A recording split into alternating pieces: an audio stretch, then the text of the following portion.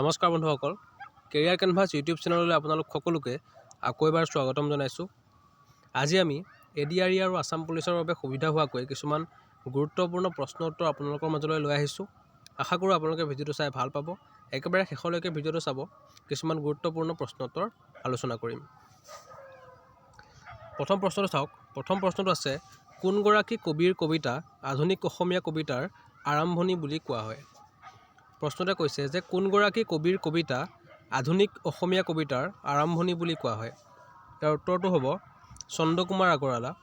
চন্দ্ৰকুমাৰ আগৰৱালাৰ যি কবিতা আছে, সেই কবিতাক আমি কি বুলি কওঁ? আধুনিক অসমীয়া কবিতাৰ আৰম্ভণি বুলি কোৱা হয়। কাৰ কবিতাক কোৱা হয়? চন্দ্ৰকুমাৰ আগৰৱালা। তাৰ পাছৰ প্ৰশ্নটো চাওক। প্ৰশ্নটো আছে, বৰ্তমানেও প্ৰচলিত অসমৰ আটাইতকৈ পুৰণি সাদিনীয়া বাতৰি কাকতখন কোনখন?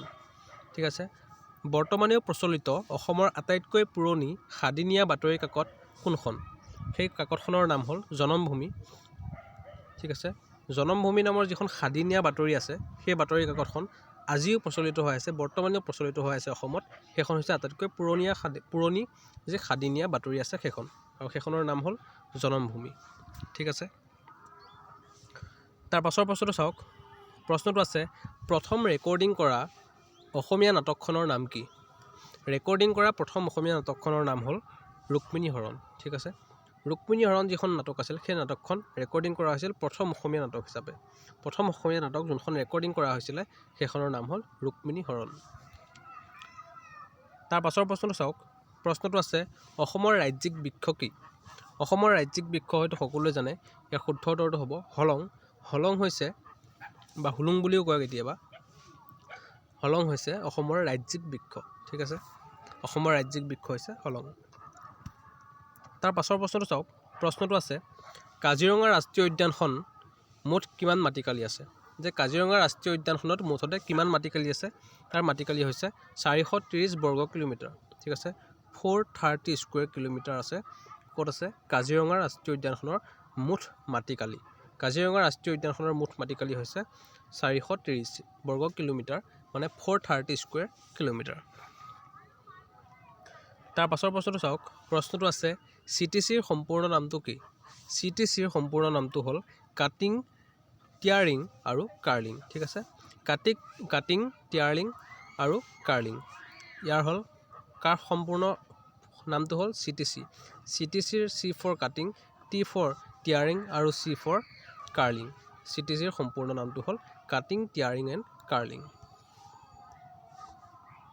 তাৰ পাছৰ প্ৰশ্নটো চাওক। প্ৰশ্নটো আছে, গুৱাহাটীত প্ৰথম ব্ৰডগজ কেতিয়া স্থাপন কৰা হৈছিল?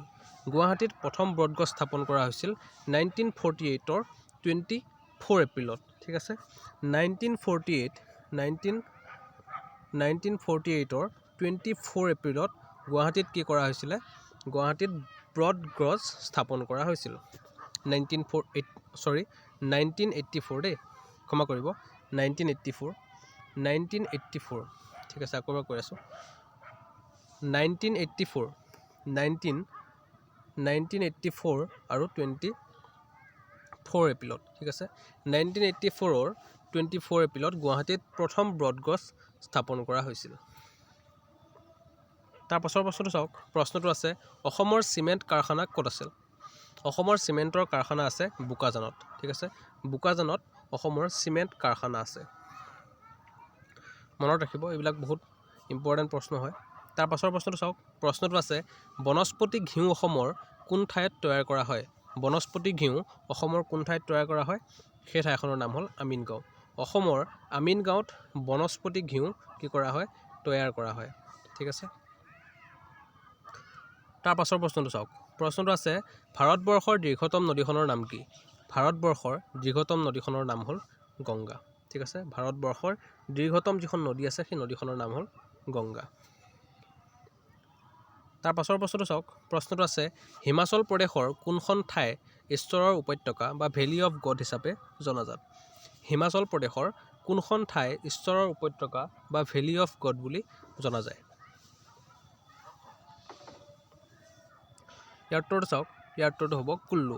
আমি যে কওঁ কুল্লু মনালী, সেই কুল্লু যি ভেলীটো আছে, সেই ভেলীটো, সেই উপত্যকাটো কি বুলি জনা যায়? ভেলি অফ গড বা ঈশ্বৰৰ উপত্যকা বুলি জনা যায়। আৰু এই কুল্লু ক'ত আছে? কুল্লু আছে হিমাচল প্ৰদেশত। এইটো মনত ৰাখিব। ঠিক আছে, কেতিয়াবা প্ৰশ্ন এনেকৈও আহিব পাৰে যে কুল্লু ভেলীটো কোনখন ৰাজ্যত অৱস্থিত, তেতিয়া আপোনালোকে লিখিব লাগিব কুল্লু ভেলীটো হিমাচল প্ৰদেশত অৱস্থিত। তাৰ পাছৰ প্ৰশ্নটো চাওক। প্ৰশ্নটো আছে প্ৰথম লোকসভা কিমান চনত গঠন কৰা হৈছিল? প্ৰথম লোকসভা গঠন কৰা হৈছিলে 1952 চনৰ 17 এপ্ৰিলত। ঠিক আছে, 1952 কিমান? 1952 17 এপ্ৰিল। 1952 চনৰ 17 এপ্ৰিলত প্ৰথম লোকসভা গঠন কৰা হৈছিল। প্ৰথম লোকসভা গঠন কৰা হৈছিল 1952 চনৰ 17 এপ্ৰিলত। তাৰ পাছৰ প্ৰশ্নটো চাওক। প্ৰশ্নটো আছে ভাৰতীয় সংবিধানৰ প্ৰস্তাৱনা কোনে প্ৰস্তুত কৰিছিল? ভাৰতীয় সংবিধানৰ প্ৰস্তাৱনা প্ৰস্তুত কৰিছিল পণ্ডিত জৱাহৰলাল নেহৰুৱে। ঠিক আছে, ভাৰতীয় সংবিধানৰ প্ৰস্তাৱনা প্ৰস্তুত কৰিছিল পণ্ডিত জৱাহৰলাল নেহৰু। তাৰ পাছৰ প্ৰশ্নটো চাওক। প্ৰশ্নটো আছে প্ৰথম সাধাৰণ নিৰ্বাচন কেতিয়া অনুষ্ঠিত কৰা হৈছিল? First general election. ঠিক আছে, প্ৰথম সাধাৰণ নিৰ্বাচন কেতিয়া অনুষ্ঠিত কৰা হৈছিল? সেইটো অনুষ্ঠিত কৰা হৈছিল 1952 চনত। 1952ত প্ৰথম যি জেনেৰেল ইলেকশ্যন আছিল সেই ইলেকশ্যন অনুষ্ঠিত কৰা হৈছিল। তাৰ পাছৰ প্ৰশ্নটো চাওক। প্ৰশ্নটো আছে ভাৰতৰ ৰাষ্ট্ৰীয় সংগীত কি? ভাৰতৰ ৰাষ্ট্ৰীয় সংগীত জনগণ মন অধি। আমি সকলোৱে জানো, কাকো কোৱাৰ প্ৰয়োজন নাই, তথাপিও কুৱেশ্যনটো আহিছে যেতিয়া কৈ দিছোঁ। ভাৰতৰ ৰাষ্ট্ৰীয় সংগীতটোৰ নাম হ'ল জনগণ মন।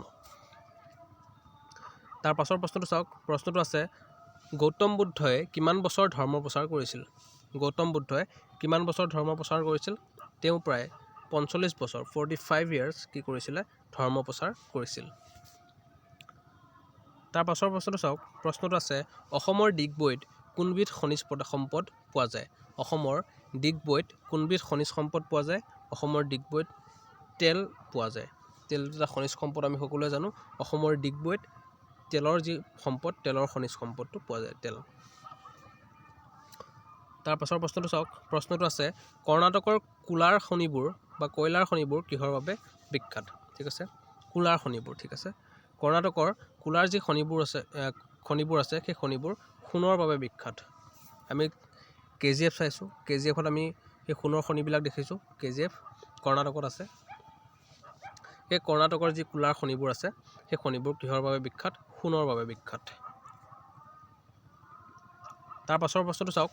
প্ৰশ্নটো আছে বাচন বৰ্তন প্ৰস্তুতকৰণত ব্যৱহৃত খনিজ ধাতুবিধৰ নাম কি? ক'ব পাৰিবনে নাই? যে বাচন বৰ্তন প্ৰস্তুত কৰাৰ সময়ত যি খনিজ ধাতুবিধ ব্যৱহাৰ হয় সেই ধাতুবিধৰ নাম কি? বাচন বৰ্তন ব্যৱহাৰ কৰোঁতে বা প্ৰস্তুত কৰোঁতে যি খনিজ সম্পদবিধৰ ব্যৱহাৰ হয় সেই খনিজ সম্পদবিধৰ নাম হ'ল কপাৰ। ঠিক আছে, কপাৰ ব্যৱহাৰ হয় বাচন বৰ্তন প্ৰস্তুতকৰণৰ সময়ত। তাৰ পাছৰ প্ৰশ্নটো চাওক। প্ৰশ্নটো আছে পদ্মশ্ৰী বঁটাৰে সন্মানিত হোৱা প্ৰথম খেলুৱৈজন কোন? পদ্মশ্ৰী বঁটাৰে সন্মানিত হোৱা প্ৰথম খেলুৱৈজনৰ নাম হ'ল গৌস্ত পাল। ঠিক আছে, গৌস্ত পাল হ'ল পদ্মশ্ৰী বঁটাৰে সন্মানিত হোৱা প্ৰথম খেলুৱৈ। ঠিক আছে, পদ্মশ্ৰী বঁটাৰে সন্মানিত হোৱা প্ৰথম খেলুৱৈজন হ'ল গৌস্ত পাল। তাৰ পাছৰ প্ৰশ্নটো চাওক। প্ৰশ্নটো আছে মহিলাৰ বিশ্বকাপ ক্ৰিকেট কেতিয়া আৰম্ভ হৈছিল? মহিলাৰ বিশ্বকাপ ক্ৰিকেট কেতিয়া আৰম্ভ হৈছিল? মহিলাৰ বিশ্বকাপ ক্ৰিকেট আৰম্ভ হৈছিল 1973, মানে 1973 চনত। 1973ত মহিলাৰ ওমেন্স ৱৰ্ল্ড ক্ৰিকেটৰ ওমেন্স ৱৰ্ল্ড কাপ আৰম্ভ হৈছিল। ঠিক আছে, তাৰ পাছৰ প্ৰশ্নটো চাওক। প্ৰশ্নটো আছে অৰ্জুন বঁটা বিজয়ী প্ৰথমগৰাকী ভাৰতীয় ক্ৰিকেটাৰ কোন? অৰ্জুন বঁটা বিজয়ী প্ৰথমগৰাকী ভাৰতীয় ক্ৰিকেটাৰৰ নাম হ'ল ছালিম দুৰাণী। ছালিম দুৰাণী হৈছে অৰ্জুন বঁটা বিজয়ী প্ৰথমগৰাকী ভাৰতীয় ক্ৰিকেটাৰ। ঠিক আছে, প্ৰথমগৰাকী ভাৰতীয় ক্ৰিকেটাৰ যিয়ে অৰ্জুন বঁটা বিজয়ী বা অৰ্জুন বঁটা প্ৰাপ্ত কৰিছিল বা পাইছিলে, তেখেতৰ নাম হ'ল ছালিম দুৰাণী। তাৰ পাছৰ প্ৰশ্নটো চাওক। প্ৰশ্নটো আছে হকী বল এটাৰ ওজন কিমান? হকী বল এটাৰ ওজন হ'ল 53/4 আউন্স। ঠিক আছে, 53/4 আউন্স হ'ল এটা হকী বলৰ ওজন। এটা হকী বলৰ ওজন হ'ল 53/4 আউন্স। তাৰ পাছৰ প্ৰশ্নটো চাওক। প্ৰশ্নটো আছে কোন চনত ভাৰতে হকীত প্ৰথমবাৰ অলিম্পিক স্বৰ্ণ পদক লাভ কৰিছিল? কোন চনত ভাৰতে হকীত প্ৰথমবাৰ অলিম্পিক স্বৰ্ণ পদক লাভ কৰিছিল? সেই চনটো হ'ল 1928, মানে 1928ত। 1928ত ফৰ দ্য ফাৰ্ষ্ট টাইম ভাৰতে কি কৰিছিল? হকীত স্বৰ্ণ পদক লাভ কৰিবলৈ সক্ষম হৈছিল। তাৰ পাছৰ প্ৰশ্নটো চাওক। প্ৰশ্নটো আছে এটা হকী দলত সৰ্বমুঠ কিমানজন খেলুৱৈ থাকে? এটা হকী দলত সৰ্বমুঠ 11জন। কিমানজন? 11জন প্লেয়াৰ থাকে বা খেলুৱৈ থাকে। এটা হকী দলত সৰ্বমুঠ 11জন খেলুৱৈ থাকে। তাৰ পাছৰ প্ৰশ্নটো চাওক। প্ৰশ্নটো আছে বুকাৰ বঁটা প্ৰাপ্ত প্ৰথম ভাৰতীয় সাহিত্যগৰাকী বা সাহিত্যিকগৰাকীৰ নাম কি? বুকাৰ বঁটা প্ৰাপ্ত প্ৰথম ভাৰতীয় সাহিত্যিকগৰাকীৰ নাম হ'ল অৰুন্ধতী ৰয়। অৰুন্ধতী ৰয় প্ৰথম বুকাৰ বঁটা প্ৰাপ্ত প্ৰথম ভাৰতীয় সাহিত্যিক। ঠিক আছে, বুকাৰ বঁটা প্ৰাপ্ত প্ৰথম ভাৰতীয় সাহিত্যিকগৰাকীৰ নাম হ'ল অৰুন্ধতী ৰয়। তাৰ পাছৰ প্ৰশ্নটো চাওক। প্ৰশ্নটো আছে ভাৰতৰ প্ৰথম সবাক চলচ্চিত্ৰৰ নাম কি? ভাৰতৰ প্ৰথম সবাক চলচ্চিত্ৰখনৰ নাম হ'ল লতা মংগেশকাৰ। ভাৰতৰ প্ৰথম সবাক চলচ্চিত্ৰখনৰ নাম হ'ল লতা মংগেশকাৰ। ঠিক আছে, তাৰ পাছৰ ক্ষমা কৰিব। আজিৰ ভিডিঅ'টো ইমানতে সামৰিছোঁ। আশা কৰিছোঁ আপোনালোকে ভিডিঅ'টো চাই ভাল পাইছে। প্ৰথমবাৰৰ বাবে যদি চেনেলটো ভিজিট কৰিছে তেনেহ'লে ছাবস্ক্ৰাইব নকৰাকৈ নাযাব। এনেধৰণৰ পৰীক্ষাসমূহৰ লগত জড়িত ভিডিঅ'সমূহ আমি প্ৰায় লৈ আহি থাকোঁ। ইয়াৰ আগতেও আমি বহুকেইটা ভিডিঅ'ত Indian history, Assam history, ADRE আৰু আছাম পুলিচৰ বাবে সুবিধা হোৱাকৈ বহুকেইটা ভিডিঅ'ত আলোচনা কৰিছোঁ। যদি আপোনালোকে ভিডিঅ'সমূহ চোৱা নাই আমাৰ চেনেলত গৈ ভিডিঅ'সমূহ চাই ল'ব। লগ পাম আকৌ নেক্সট ভিডিঅ'ত। ধন্যবাদ।